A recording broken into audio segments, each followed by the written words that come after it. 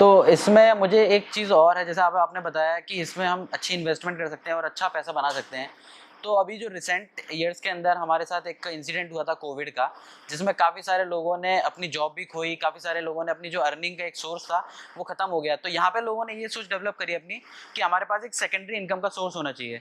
तो मैं जो पूछना चाह रहा हूँ आपसे ये है कि रियल एस्टेट के थ्रू हम पैसिव इनकम कैसे जनरेट कर सकते हैं? भाई एक्टिव इनकम हम जॉब से कर सकते हैं, लेकिन हम पैसिव इनकम किस तरीके से रियल एस्टेट से कर सकते हैं, उसमें थोड़ा-सा मुझे बताइए। शिवम जी समझिए, रियल एस्टेट में जब आप इन्वेस्ट करते हैं तो capital appreciation on long term ये तो एक अश्योर्ड फैक्टर हो ही गया। आज किसी भी एरिया का आप डेटा उठा लीजिए, चाहे जिस एरिया में आप रहते हैं मैं रहता हूं, आप किसी भी एरिया का डेटा उठाइए और अपने पिछले 20 से 30 साल का आप कंपेयर करिए। नेचुरली मैं आपको यहाँ बैठ के गारंटी कर सकता हूँ कि 100 to 150% तक की ग्रोथ उस एरिया में प्राइस में हुई होगी।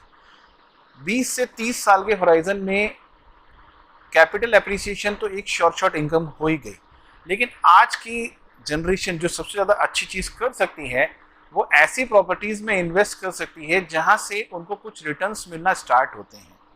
फॉर एग्जांपल, आपने एक फ्लैट लिया जो किसी यूनिवर्सिटी के किसी एजुकेशन हब के नियरेस्ट था, वहां से आपको रेंटल इनकम मिलना चालू हुई।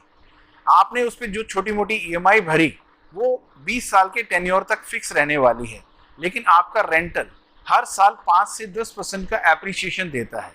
रेंटल इनकम आप अर्न कर सकते हैं अपनी रेजिडेंशियल और कमर्शियल प्रॉपर्टीज को रेंट आउट करके।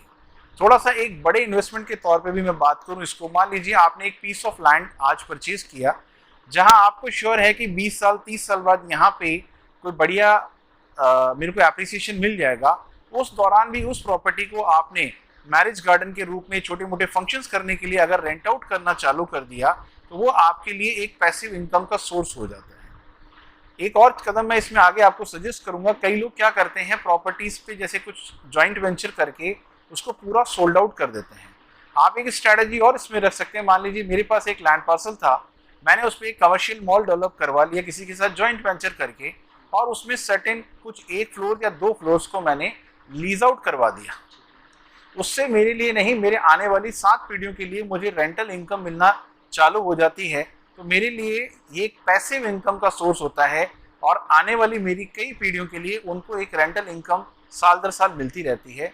ऐसा रियल एस्टेट में पॉसिबल है कि आप अपने इन्वेस्टमेंट पे रिटर्न्स भी लेते हैं। आपने कोई प्रॉपर्टी आज 1 करोड़ की खरीदी है तो 20 साल बाद निश्चित तौर पे वो प्रॉपर्टी 10 करोड़ प्लस की होगी ही होगी, लेकिन इस 10-20 साल के दौरान भी आप उससे एक रेगुलर इनकम अर्न कर सकते हैं। ये सबसे बड़ी अच्छी चीज़ है रियल एस्टेट के अंदर। तो आप पैसिव इनकम का भी इसको सोर्स बना सकते हैं। अगर आप छोटा इन्वेस्टमेंट करना चाहते हैं, मान लीजिए आप 20 लाख 30 लाख रुपए का कोई इन्वेस्टमेंट करना चाहते हैं, तो ऐसी प्रॉपर्टी खरीदिए जिससे आपको 15,000 20,000 रुपये महीने की रेंटल इनकम मिलना चालू हो जाए।